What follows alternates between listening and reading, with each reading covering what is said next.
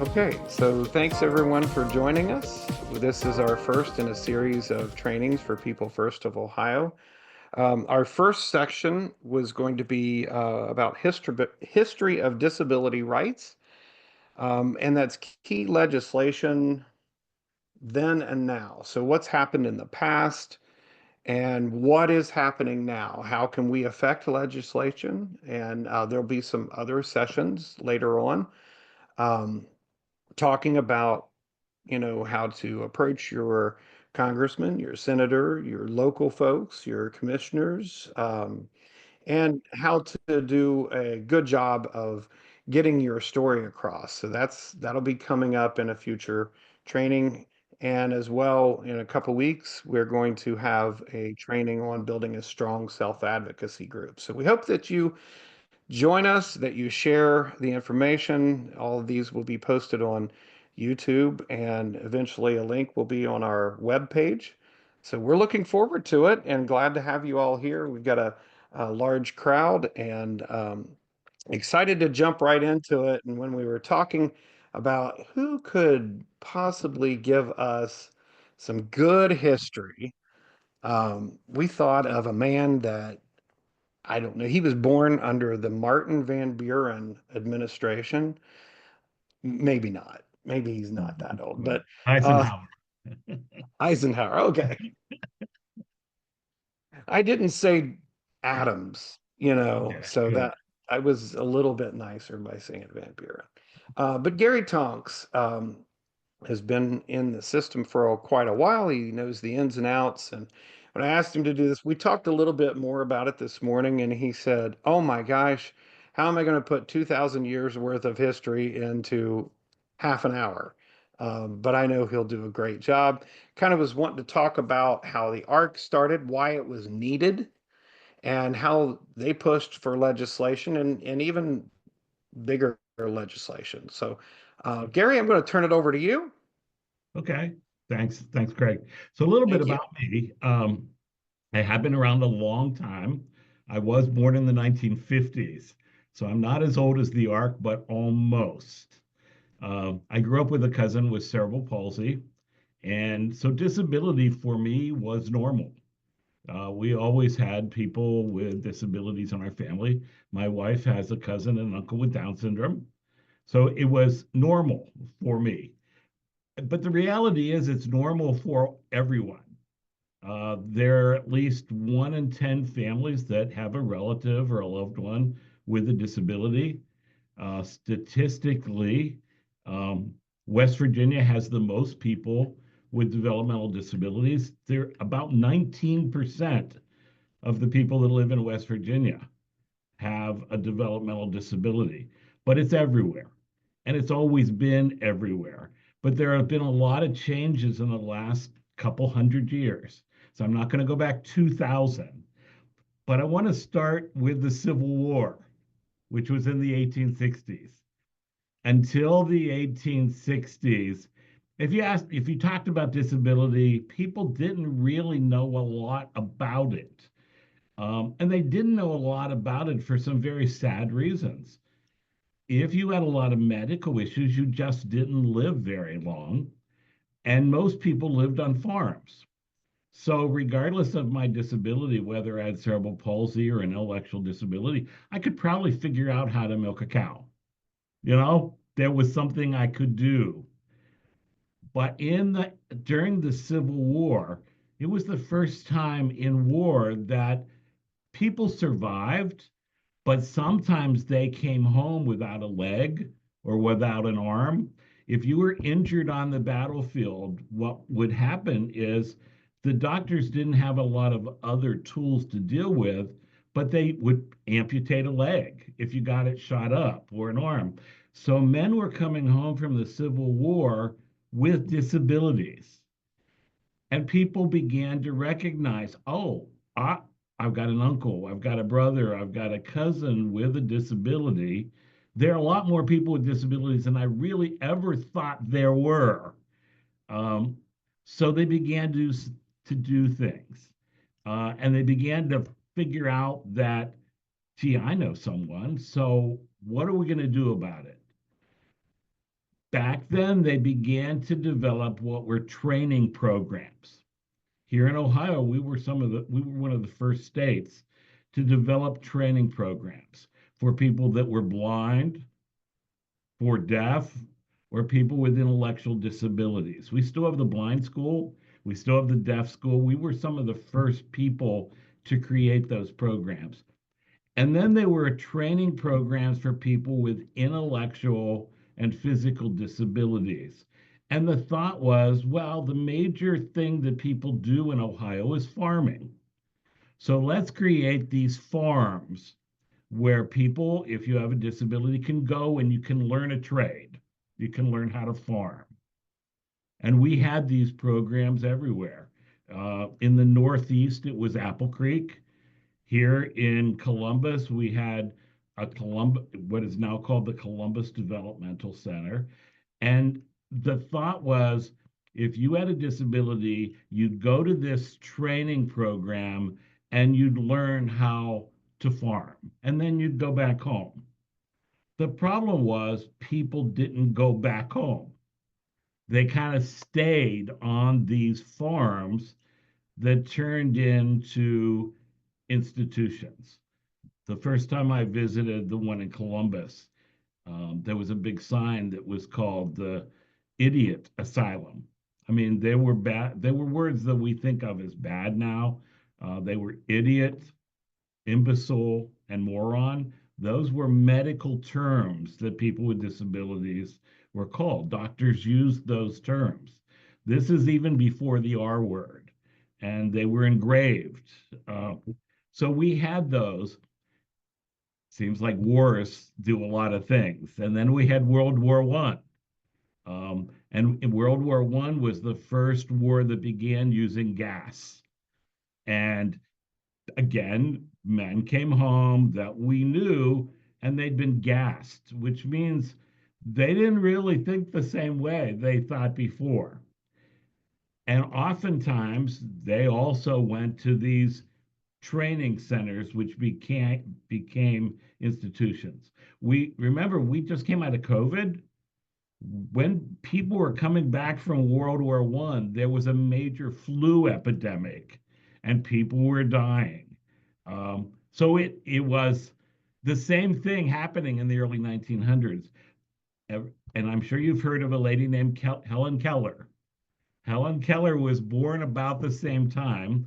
Helen was deaf and blind, and she did a marvelous job at promoting what people with disabilities could do. So at the same time, all of this is happening. We have people we know, loved ones coming home from war that had disabilities, and we had this lady named Helen Keller that was showing people, even with a disability, I could do things. So stay with me. Our training centers were getting larger and larger. And then along comes World War II. World War II changed everything in the disability movement. Before World War II, most people still lived on farms. And if you lived on a farm, grandma lived next door and your aunt was down the road. And if you had a disability in your family, there were always other family members around to help out. If the family couldn't help out, doctors would say, you need to put this person in this institution. But when World War II happened, unlike World War I and the Civil War, people didn't always come back to Findlay or Cincinnati or Cleveland. They didn't come back. So grandma didn't live down the road anymore.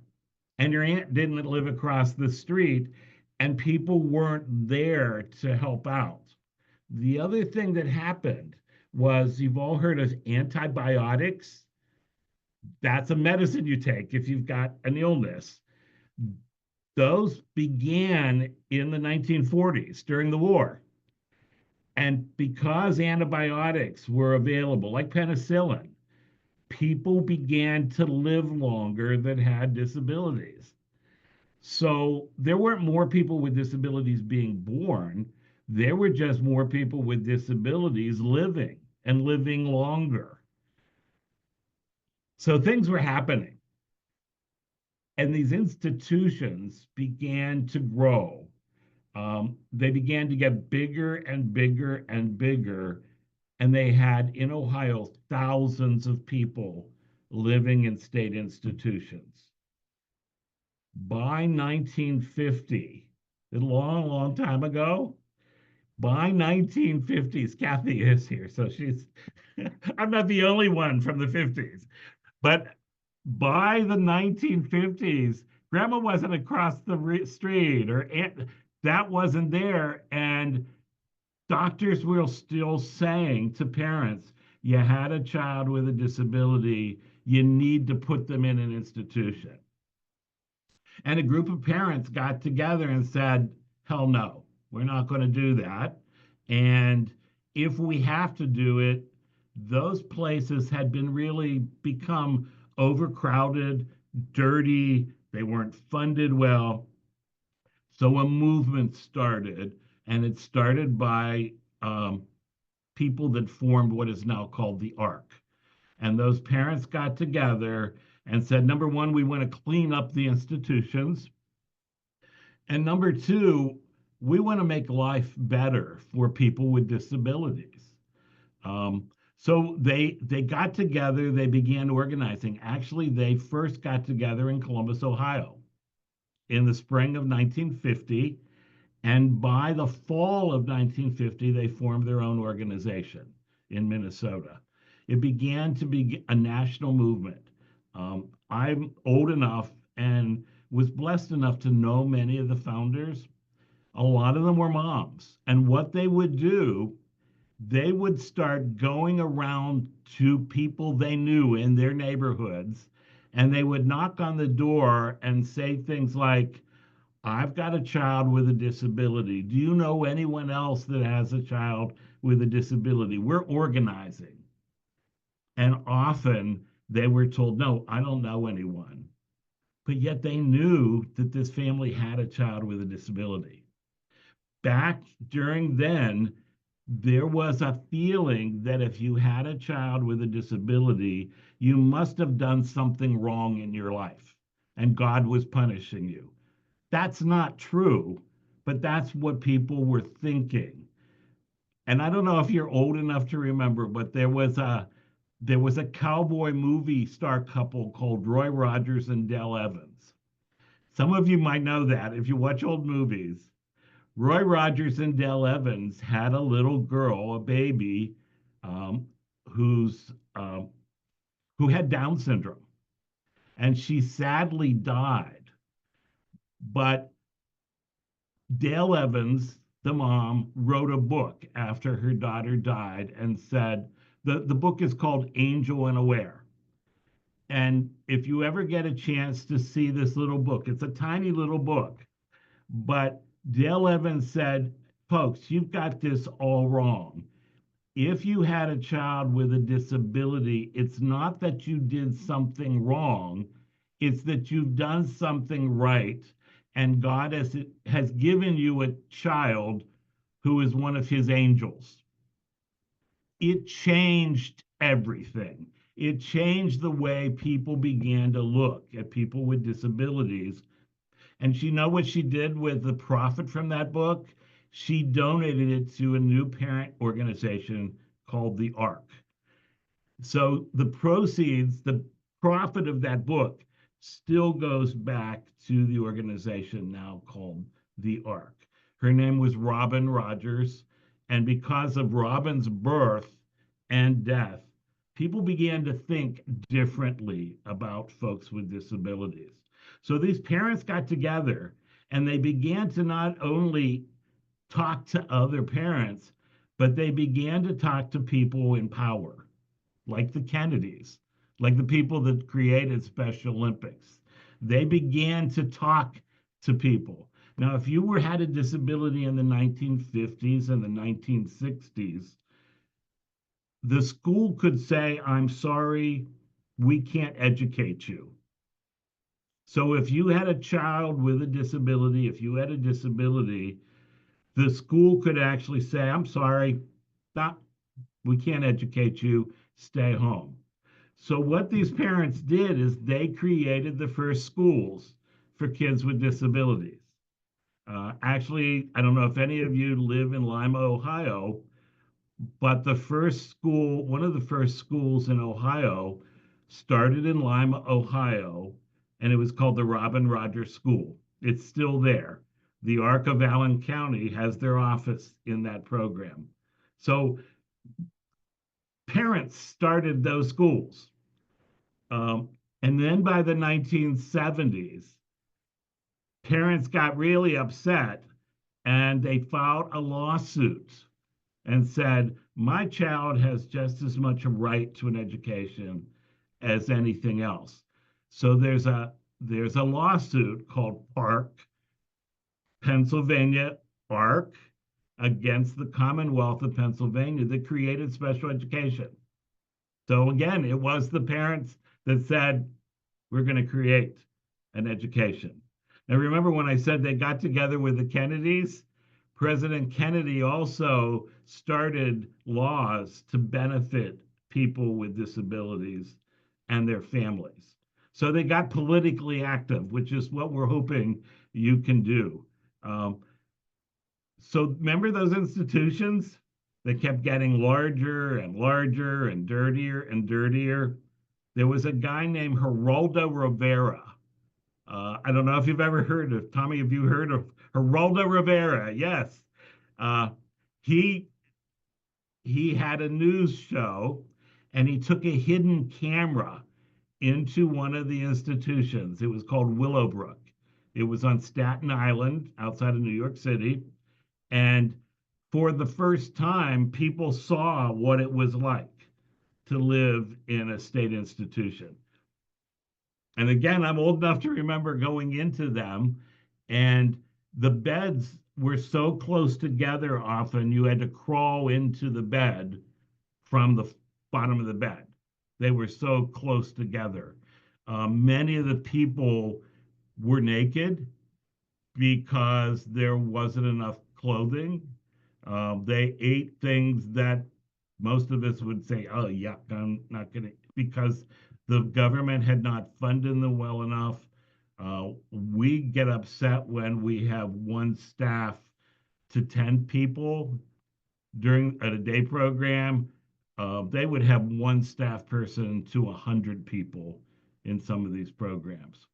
So Geraldo Rivera gets the credit for showing the rest of the world what was going on.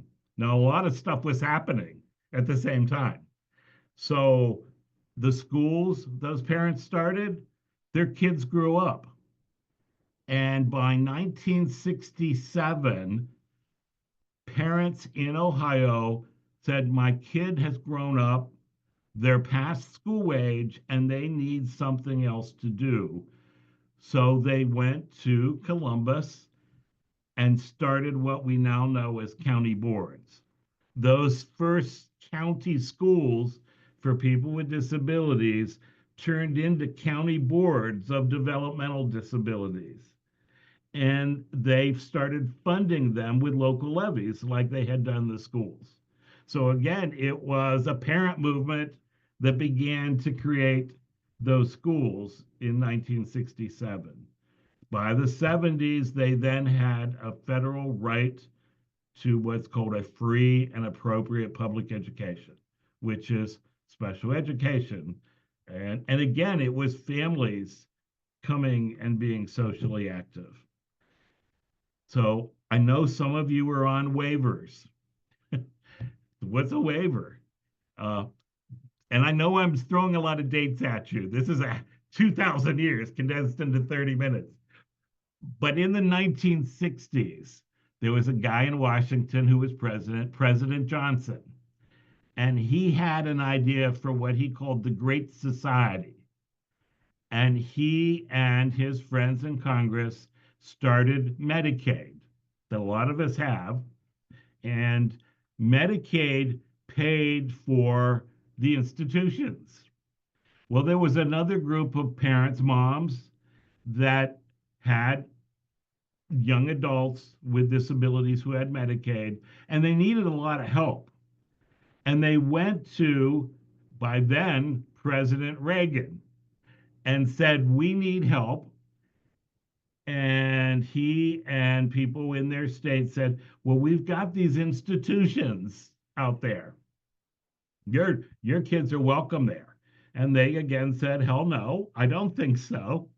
And President Reagan reached an agreement with these moms and said, if you're willing to waive your right to that institution, we're going to allow the funding not to flow to the institution, but the funding to flow to you as long as you use your waiver in your home and in the community. So that's all a waiver is. President Reagan reached a settlement in a lawsuit to allow the same funds that would have funded an institution to fund you in your home and the community. So we're up to the 1980s now with President Reagan already. And then people got together. And this time, by the 1990s, it included people with disabilities, like People First, who said, okay, I want to speak up and speak for myself. We started saying nothing about us without us. So people had been moving out of institutions or not going into institutions. They now had education in the school systems and they began speaking up for themselves. And the theme was nothing about us without us. There was a lady named Judy Heumann that worked to create rights for people with disabilities. We had special education, but she helped create what's called Section 504 that allowed people to have access to things in the school. Maybe I needed a ramp. Maybe I needed an elevator. Maybe I needed someone to read to me. But Judy's responsible for getting 504 in. And then President Bush came into power. And by 1990, parents and people with disabilities together, one of the guys that was responsible for this was a guy named Justin Dart. Justin Dart used a wheelchair, wore a cowboy hat all the time. And Justin and the ARC and a guy named Ed Roberts, who helped create the independent living centers, pushed for what is now called the Americans with Disabilities Act. So by 1990, under President Bush, the first President Bush, we created the Americans with Disabilities Act. So we've got all of this stuff going on, and then we come to the 21st century, and waivers are growing in Ohio. Medicaid is expanding. Um, People are moving out of what were county board schools into a regular public school. In some counties, you still have the ability to go to the county school. But by the 2000s, most of our counties had started to shift to the public schools. So the kids were going to school, there were adult day programs, there were waivers. The problem began, how can we afford to do all of this? They began to worry, like there are more and more people living longer, which is wonderful, but they're living longer. And as we all get older, sometimes we get more expensive. So we're at a stage now where we have to be politically active to keep what we got. There are people in Columbus and in Washington now wondering, should we be paying all of this money for special education, for 504, for Medicaid, for waivers? Because the federal government alone pays $15 billion in special education. That's not for everything, but it's a lot of money. And there are people looking at the money now. So we need to be politically active again. We need to identify our legislators in Columbus. We need to identify our members of Congress in Washington, and we need to speak up. So the governor just presented his budget. It was formally presented yesterday. He told us about it a week ago. Uh, the Governor DeWine has said for the Department of Developmental Disabilities, I want to keep everything we've currently got. Our job is to say we have more people that aren't getting the services they need.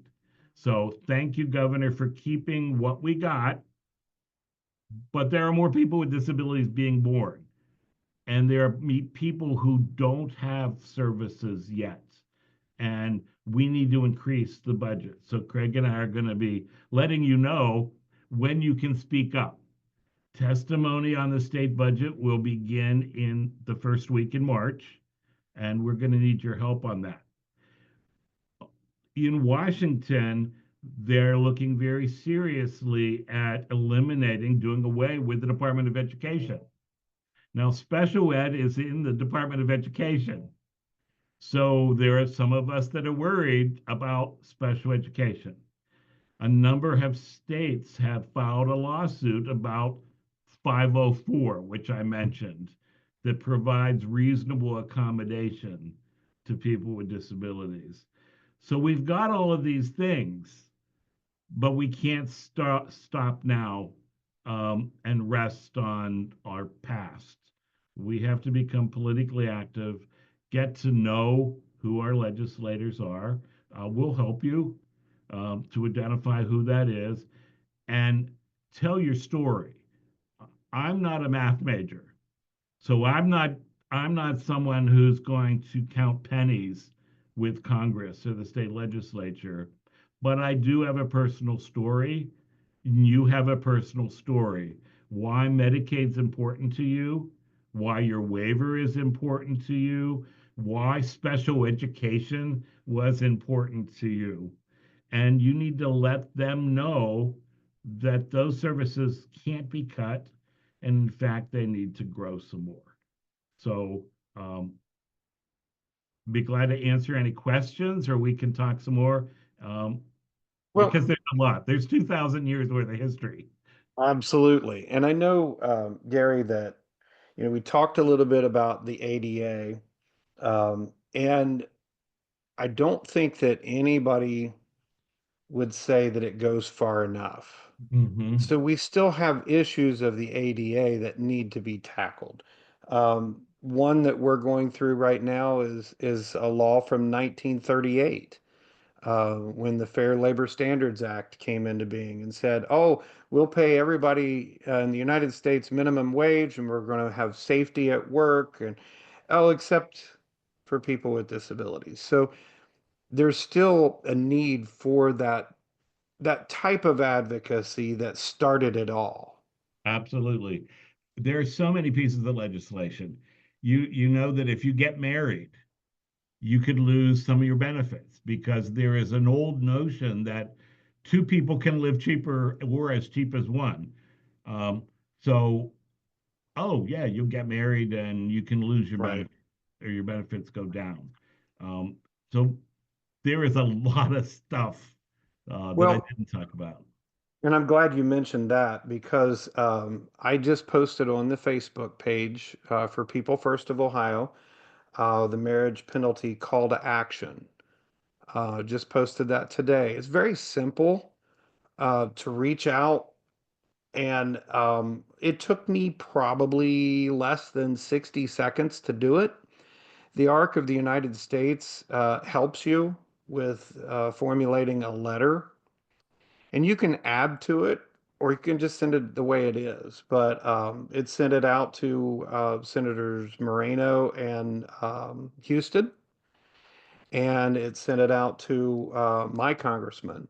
So within less than 60 seconds, I was able to contact legislators by doing that. So I invite everyone to take that next step and hopefully someday, 10 years from now, we'll have another session and somebody will say, remember when we talked about that and we all got together and we clicked on that link and made sure that our representatives in the legislature knew what we wanted to do. So Gary works nonstop, um, looking at all these bills, and we've got a team of advocates at the ARC and People First. We just need all of our folks to jump on board and make that step. Sometimes it's a big step like testifying, like Gary mentioned, but sometimes it's just a small step of saying, hey, I'd like to write something out and send it to the State House. You do not have to get in front of a microphone to make a difference. Right. Um, get together with your People First group, talk about it. Everybody write individual letters. Those are added in just the same as the public testimony where someone stands at the microphone. And get to know the people on a local level. Your mayor, Exactly. your city council member, your school board members, they will all eventually move up to be legislators and members of Congress. So That's get to true. know them when they are in your neighborhood. Um, don't be afraid to speak up. If you're in church, um, going to temple, whatever, talk to people, let them know what your needs are. I always tell Right. people, and I told a group last night, the the guy that can't get to work because the bridge is out is going to tell people, fix the bridge. We've got to be able to tell people, I can't get a job if you take away special education. You've got Right. to help me now, and then I'm going to be a taxpayer citizen later, but you've got to help me now. The little kids need early intervention. They need access to speech therapy and physical therapy because if you help them now, they'll need less help later. And many of the legislators don't know. It's back 150 years ago. Remember when those guys came back from the Civil War? People finally discovered they had friends and loved ones who had disabilities. They didn't know. So this is not a time, it's never a time to be quiet. Uh, Right. just speak up. You've got some hands up. Absolutely. Can you see the hands up? And Yes. Thank okay, you very much for sharing and going that sure. route with us and looking at how important it was in the past and how important it is in the future.